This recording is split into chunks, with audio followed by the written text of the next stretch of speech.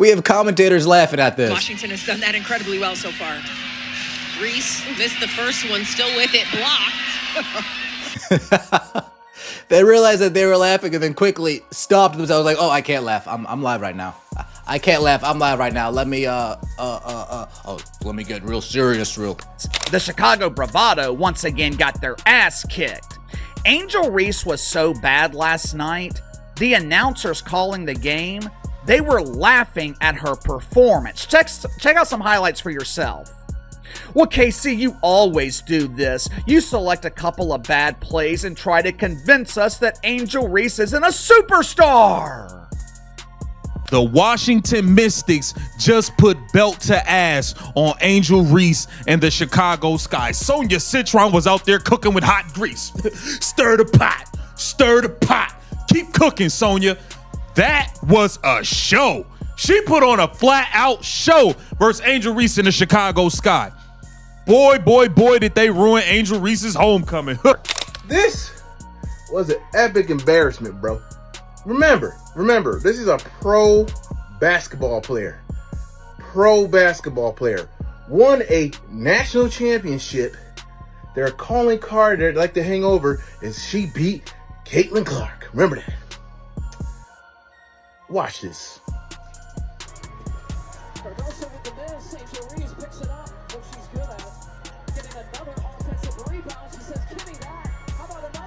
Persistence trying to pay off. Jones gets a piece. Angel Reese won't give up.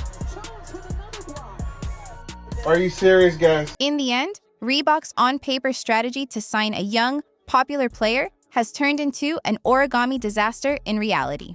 They wanted viral moments to build brand excitement, and they're getting them, but they're clips of missed bunnies and airballed putbacks set to circus music. The clock is ticking towards that 2026 shoe launch. And every missed layup, every viral moment of basketball confusion, and every lopsided loss brings us closer to what might be the most awkward and expensive product launch in the history of athletic footwear.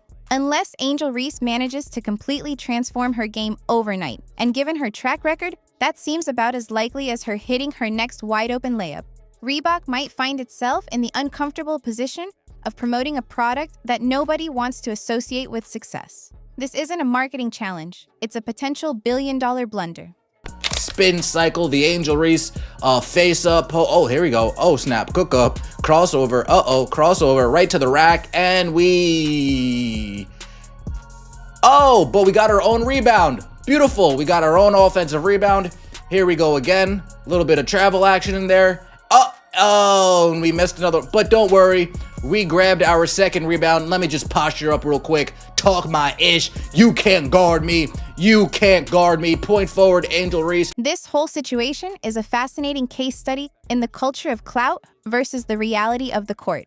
Reebok didn't just sign a basketball player.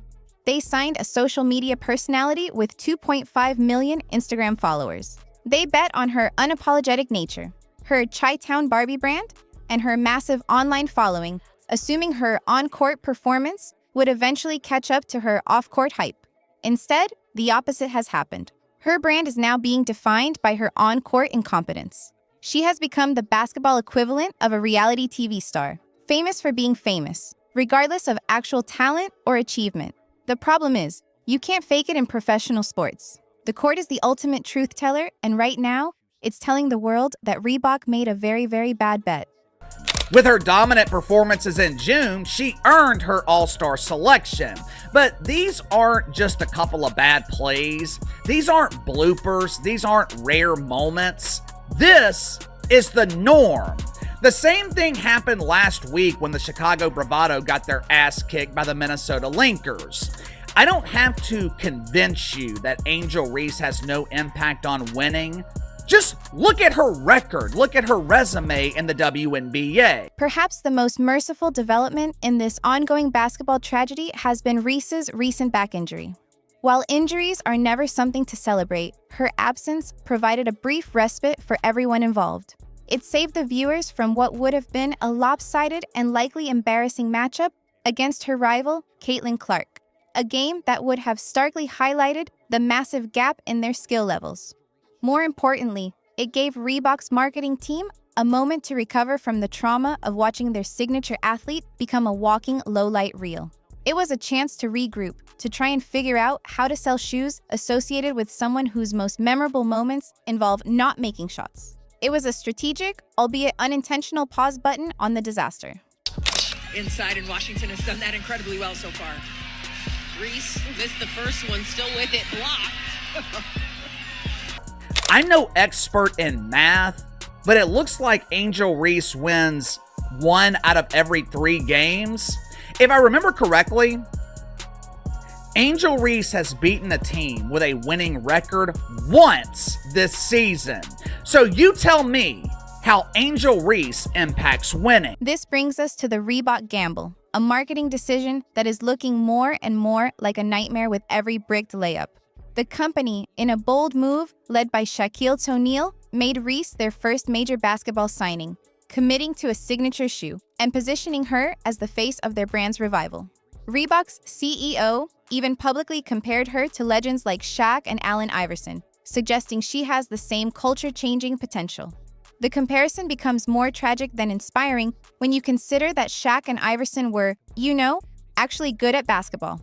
How do you market a performance shoe for a player whose performance is the central problem?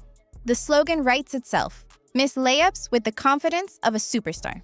Industry observers are beginning to question whether Reebok fully understood what they were buying, or if they were simply seduced by social media numbers without doing their basketball homework.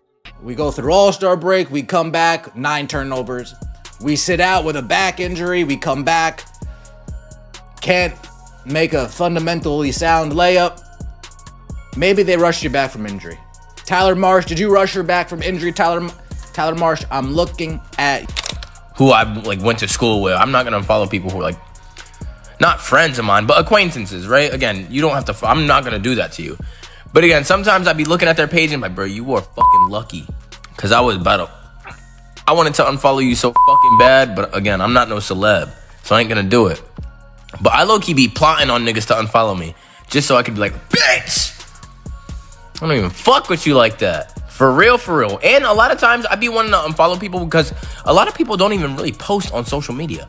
Of course, these individual struggles are happening within the larger context of a team that is an absolute train wreck. The Chicago Sky, currently sitting at a pathetic 7-21, have managed to combine Reese's shooting woes with an overall team performance that would make a recreational league blush. They are currently riding an 8-game losing streak, a spectacular spiral into basketball irrelevance. This creates a fascinating paradox that her defenders love to point out. The team is terrible with her, but they somehow managed to be even worse without her, going 0-5 in her recent absence due to a back injury. But this isn't proof of her value. It's proof of how poorly constructed the entire roster is. It's like watching someone complain about a broken air conditioner while standing in a house that's on fire. Sure, the AC is a problem, but the whole structure is compromised. She had a good game, 22 points, 13 rebounds, but she shot terribly. She got bailed out so many times, throwing up brick layups, getting phantom foul calls from the refs. She did make 10 of 11 free throws, so that is good. 6 of 16 from the floor is not good at all. 0 of 1 from 3. She was a minus 11. Listen, man, Kiki Area Fan got the better of her today. Great ideas. Wants to bring in talent to grow Reebok and have people wear it again because no one does. So one of his genius decisions was this. Fucking signing her, Angel Reese. If you don't know who she is, she's the queen of fish out of water going after a rebound that she shot herself and can get in the net ever. She reminds me of a 3-year-old shooting on those little kids' nets and throwing the ball and just completely missing the mark. This on-court struggle has turned her games into an unintentional comedy act. And even the professional commentators, who are paid to find excitement in even the most mundane moments, can't keep a straight face. During a recent game, after witnessing yet another inexplicable miss on what should have been an easy layup, one announcer was heard audibly chuckling on the broadcast before quickly trying to stifle it into a cough. This isn't the gentle ribbing that comes with a surprising miss. This is the sound of professional disappointment mixed with sheer, unadulterated bewilderment. When the people whose job it is to sell the excitement of the game start laughing at your attempts to play it, you've crossed a line from being a struggling player to becoming a running joke. This has created an entire cottage industry of social media content, with compilation videos of her missed layups set to circus music garnering millions of views. This isn't the kind of viral fame that builds shoe sales. It's the kind that makes marketing executives reconsider their life choices. Tyler Marsh has this point forward thing on lock. Tyler Marsh has this Angel Reese point forward thing on lock. There we go, pushing the pace. Yeah, Angel. It's okay. It's okay. Don't be mad. Don't be mad. Don't be mad. Don't be mad. All right, here we go. We got an entry pass. It looks like it's going to be to Elizabeth Williams, and oh, goodness. Let's start with the anatomy of this inefficient superstar, because the numbers are not just bad. They are a statistical cry for help. In her sophomore season, Angel Reese has managed to achieve something truly remarkable. She is shooting a dismal 31.5% on layups while attempting the third most layups in the entire league.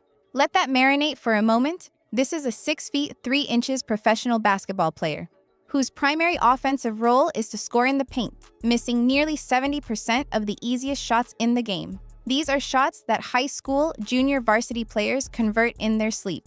During one particularly memorable and excruciating sequence against the New York Liberty, she missed 4 consecutive putback attempts in a chaotic 12-second span, 2 of which were blocked into another dimension. The clip went viral, not as a display of tenacity, but as a masterclass in how to turn a simple basketball play into a piece of performance art about the futility of effort. This isn't a slump. It's a fundamental flaw that turns every possession she touches into a high-stakes gamble. Stop it. There's a dude on the internet who cracks me up. I'm on TikTok. He's put together a load of Angel Reese clips, and it'll say Angel Reese part 36. And it goes, Angel Reese going up for another layup. She misses. Bang! And I mean, dude, it's the funniest. And my whole thing is this, dude. She just seems as uncoordinated as a baby giraffe. Yeah, I mean, come on, man. Like, she is so bad that when Caitlin Clark and her were supposed to face off against each other the other week, the ticket sales went down from $100 to like $5 because Caitlin Clark got injured. She had a quad injury, so she wasn't playing. So guess what? No one wanted to go watch. And if you don't know Caitlin Clark, she's pretty much the GOAT of the WNBA and is the reason why people are watching. No one watches you, Angel Reese. No one watches you. The only thing that I enjoy watching is all the clips on TikTok of you just countlessly just missing every shot that you take. The basketball world finds itself watching another chapter in what can only be described as the most baffling endorsement deal in recent memory. As Angel Reese continues to provide highlight reels that have commentators reaching for the mute button rather than the replay button, industry insiders are beginning to whisper about Reebok's massive gamble. With her signature shoe set to launch in 2026, this might just be the most expensive mistake since someone thought the XFL was a good investment. This isn't just about a few bad games. This is a fundamental disconnect between a brand built on bravado and a game built on bricks.